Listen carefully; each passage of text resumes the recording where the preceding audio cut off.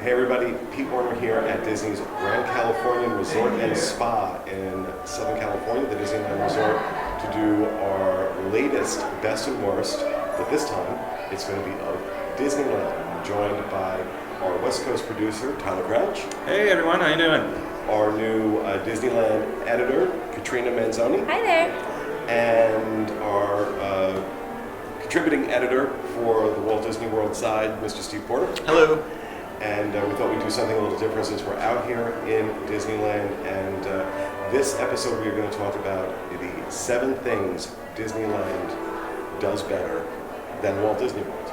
Yeah. And it was not hard to come up with this list. So let's get right into it.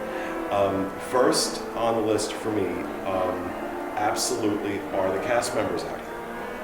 The cast members in Disneyland are just, I'm not going to say we haven't run into 1 or 2 off cast members, but the level of service in the parks, in the resorts, at Downtown Disney has been nothing short of phenomenal, and it always is. And I've always said it's because you rely a lot less on the college program than we do. Right. That's true. So you've got more full-time cast members, plus, a lot of these cast members, it's such a different atmosphere here in Southern California. This was the original park. It's been a part of the culture here since 1955. The locals have a real sense of ownership in this park, unlike in Walt Disney World. And so it's kind of, I think, working here, it's their park. There's a lot of legacy cast members too. Like there's so many people that have just been here for like 60 years even, 50 years. Like I think the last one, though, the guy that was just staying here, what was it? He was here for 62 years. Oscar just left recently. Right. So, they're here forever. I also think in Orlando, between all 4 theme parks at World, SeaWorld, the 2 Universal parks, it's like the theme park capital of the world in Orlando. And so there is so much of the talent is spread out. Here, yes, there's Knott's and there is Universal, but I feel like if you're a Disney person and you want to work for a Disney park, 4 parks and all the hotels that Walt Disney World has, it really spreads out that talent, I think, a little bit more than at Land. It's really the cream of the crop they can hire here. Yeah. And so that helps too. Agreed. Second thing on our list was the quick service restaurants. The quick service food here, when I say it's better than Walt Disney World, that's underselling it. It is just on a whole nother, it's just on a whole nother plane. And, we were over at the Galactic Grill in Disneyland Park a couple days ago, and Steve got a cheeseburger. And he just, with this sense of utter frustration, was like, why can't Disney World make a cheeseburger like this? Yeah. So, really, Galactic Grill here would be the equivalent of Cosmic Rays. Cosmic Rays and Tomorrowland and Magic Kingdom. There's no competition. And there's just no competition. The best thing that Sunny or Cosmic Rays has going for it is Sunny Eclipse, I think. So. Yeah, that's it. That's how we have a food department. So, I don't understand. And this is, we were over in Flo's V8 Cafe in Carsland, a California adventure. That roast beef and cheddar sandwich, it's incredible. The food is amazing. Yeah. The food's amazing. It can, it's really, it's frustrating. Like you were saying, you walk into these places that have clear counterparts on both coasts, and it's just like, how can you not do this? How I understand they're both mass produced. I understand Disneyland is probably producing less per day. I know Cosmic Rays is the busiest quick service location, I think, in North America. But to me, there's still just no excuse. Yeah, there isn't. And the other thing, real quick, is that Disneyland does a lot of limited time menus. So it'll be like, during Halloween now they have a Dia de los Muertos menu over here, and now during Christmas they have a menu that celebrates, they have tamales over here, and normally they do Mediterranean food. So they'll change the entire menu just for a short amount of time, and it makes it exciting. So yeah. It does. Yeah. It does. Moving over to attractions, there were some attractions that definitely we feel are better out here. First and foremost, of course, would be Pirates of the Caribbean. Yeah. Yeah. You know, Love it. Pirates is an entirely different ride. There, you know, we have. I mean, the elements that are in ours are also here, but they have so much more. Yeah. There's the whole beginning of the ride, the whole first 2-3 minutes of the ride are just completely different. It's something we don't have. I think much of that comes from the fact that our Pirates was an afterthought. It was not originally supposed to be in our Magic Kingdom at all. It was only because when it wasn't built, guests were saying, well, where's Pirates? Where's Pirates? There was supposed to be a Western River expedition, which is kind of the precursor to Thunder Mountain. But it was supposed to be animatronic cowboys and Native Americans, and that project got shut down, and Mark Davis was then put on to, hey, you just need to create another Pirates. And I think because of that, it went from being he's creating that from his heart when he created it here, and when he created it in World, I think he almost, not to say that he created it out of spite, but I'm sure it was, he created this whole brilliant project with the Western River Expedition, and then it was like, oh, well, I guess I just have to pull out the blueprints from the other one, and I'll cut some things out so that, because clearly they want make a low it work. Yeah, because clearly they want a low budget because they don't want to do my project. So whatever, I'll just make this, and that makes our Pirate sound bad. It's still a great attraction in World, but it's just not. There's no comparison with Land. That's true. I would say the one thing that you guys have going for it is, which is kind of whatever, is the smells. You guys got the smells. We don't have smells. And the new costumes, he has, Barbosa has like the Commodore outfit, you know, but other Those than are that, minor details. minor that just details. Don't impact the difference. No. I 100% agree that the Disneyland one blows it out of the water. I do love it. It's longer. Like our Disneyland, Oh, it's or like much our longer. Pirates is way longer than There's the one in 2 Florida. or 3 drops here, right? Two drops. drops. 2, Yeah, yeah, there's one. right in the beginning, and then if you want to count the one at the end, like the very end, it's like a very little one. It's a little baby drop. Now, Katrina, what do you think, attraction-wise, what do you think Disneyland does better over Walt Disney? We just talked about Pirates, but Oh my gosh. Space Mountain is a lot better. I like how the Space Mountain does. Well, they had Hyperspace Mountain, and then they can switch it and over what for was Halloween. What was for people It was who don't know? Star Wars. So they did a Star Wars one where you go and you fight. What were you fighting? I don't even remember. I was like you were lost. just trying to blow up a Star Destroyer. So they have the music going, and it was just like, And I love John they're Williams. doing these projections throughout Yeah. the ride that we don't do.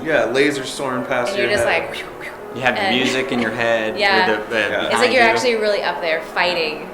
So I thought that was really neat. And then they have the Halloween version, Ghost Galaxy. Ghost Galaxy. I'm not a fan of Ghost Galaxy because it's just too bright in there for me. But I think I like how they switch it over a lot in Disneyland. Yeah, so It's also that it's much smoother of a track. That's true.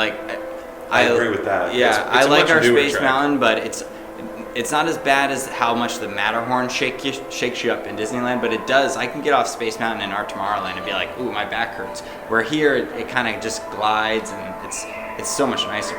And yours is just like one seat, right? And then Yeah, it's a single ours row. is 2 seats. I prefer the 2 seats next to each other. So The other thing that I appreciate out here, especially after watching the new version of it, which we can talk about what we disagree on with this, but one thing Disneyland definitely does better than Walt Disney World is Fantasmic. Yes. Our Fantasmic is terrible. It's terrible. Well, I will It's say, terrible. if you've never seen Disneyland's and It's you good, go to yes. But Yeah. once you see Disneyland's Fantasmic, It you're ruins like, you. ugh. Yeah. It ruins you. It's done as opposed to like the big amphitheater that we do it in. Here they do it on the Rivers of America, and it's a whole different experience. Now they made some changes to it recently that Disneyland fans were not happy with. There was one scene where the pirate ship comes by, and it was Peter Pan and Captain Hook in a sword fight, and they've replaced that now with Pirates of the Caribbean, which I gotta be honest, I thought was absolutely amazing. Tyler, you didn't like it.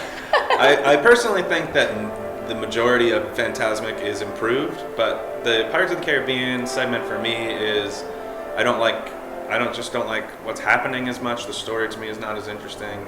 The blocking isn't as good, so it's harder to tell what's actually happening. It goes even down to the costuming. When you see this big bright green guy, you're like, that's Peter Pan. And you see a big bright red guy, you're like, that is Captain Hook. There's no question in my mind what's happening right there. But I do miss Peter Pan. Yeah, I But agree. I found that piece with I found it mesmerizing. The way the ship was designed and just the whole thing. Steve's wife Michaela's out here with us, and her and I both said it was like my jaw dropped. I thought it was phenomenal. Did they change the female role, the costuming? Because I remember when we first watched it, it was like Bo Peep just pouncing up and down with a pink dress on, and I was like, "What are you doing?" I did not like it. Yeah, it's worth noting that they've gotten so much negative feedback on the first iteration of the Pirates scene that they have redone it now. And Okay, and I hadn't seen the I'll have to rewatch it. and she used to be the woman on the boat who I think is nameless. I don't even know if she has a character name, but she used to be screaming for help and just yelling the entire time and cackling, and she was actually not only a damsel in distress, but she was actually very annoying. And so they've changed. They've her empowered role. her more. They've empowered her more. They've changed her role. They've made her more of a counterpart. Like she's more like sidekick. She's sidekick, but it's kind of it's like how Like everybody Elizabeth is. Swann-esque. It's like how everybody is with Yeah. Jack, where it's like we're friends, but we're not friends. Like that's how I feel. But again, I think overall the show is great. I like most of the improvements, the projections they do, some of the lighting, and they if you think about it, they have very little to work with in terms of the water and everything, and they do such a great job, and it's just so much more quaint than Walt Disney World, and I think that's what does it. I think that quaintness is what makes it so great, is because you're almost on top of that show, where the amphitheater is, those chairs are Very much removed. Yeah, you're very removed, and it, when you're waiting for the show, that's actually kind of a nice thing because you're on a comfortable bench rather than sitting. The floor, you kind of are just told to sit on the floor, which is a little uncomfortable, but that ends up being a good thing because you're really just right on top of that show. Yeah. That's All true. right. Well, sixth on our list was another attraction, and that's Small World. Steve, why do you think Small World here is better? I mean, there's the history behind it for one. This is the one that was at the 1964 World's Yes, Fair. this is the Small World that was on. Yes. If you haven't heard the story, because I tell it all the time, I was actually on that attraction. I was in utero, but my mother was pregnant with me at the 1964 World's Fair riding Small World. So whenever I'm in the park with my mom, we always have to ride Small World. And so, and that legacy and history that this is Mary Blair's project. Ours is kind of just a carbon copy with some. There are some big changes that really just don't. It kind of loses its heart a little bit to me. It's still a great. Again, it's still a great attraction, Walt Disney World, but it does lose a little bit of that heart that it's just not the original. But I also love the fact that they do a holiday overlay for Christmas. That it was absolutely amazing. We're here recording this in mid-January, and they still had it up. Just the grandness of how beautiful outside is at night when it's all lit up for it's Christmas. incredible.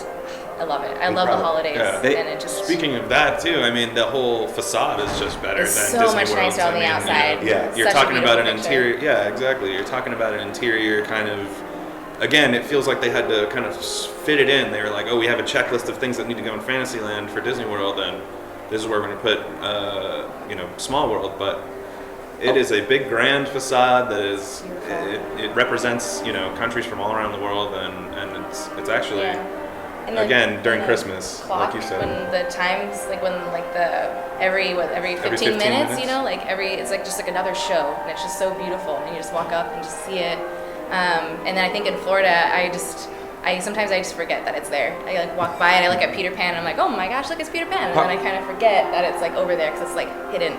Yeah. Part of that, I think, is because it rains so much in Florida that they wanted to create a queue that would be covered. You're right. But You also really can't have a boat ride like that in open air in Florida because we are the ground strike capital of the world, and we are constantly getting thunderstorms. They would have to shut that ride down.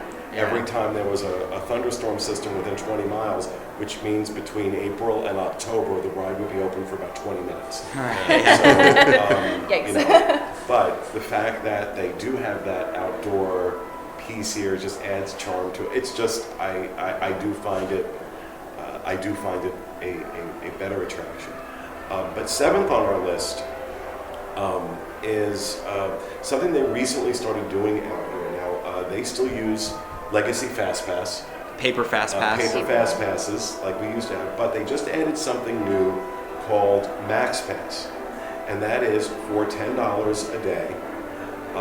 You can book fast passes from the Disneyland app on your smartphone, and there's no 60-day, booking 60 days out or anything like that. It's all same day. It's the same for everybody, and we were able to get all the major attractions for $10 a person. Yeah. It was absolutely worth it, and there's no limit to the number you can get. As soon as one expires, you can get the next one. Yeah, you just can't redo the same ride. You You, can't just do can't the get same a ride over fast and pass over. the same ride. Yeah. It was so easy to use. It was ridiculous. The I love really it. nice thing about it too is that you can a lot of times you can find a time that's like 10 minutes, 20 minutes away from what time it is right We now. just did Toy Story Mania. We were able to get a fast pass within 10 minutes. The line was 15 minutes long in standby. We were able to get a fast pass within 10 minutes of when we were booking it. And then the ride went down, and then the fast pass becomes available for anything. And so we walked on Radiator Springs Racers, which had a 100-minute wait at the time. And it just worked seamlessly, and there was none of this stressful, I've got to time out when I book my fast passes 2 months ahead of time. None of that. Now, I realize it's a little different for them out here than it is for us. But especially in a world where now they're charging, if you're staying concierge, you can spend $50 a day to get 3 extra fast passes.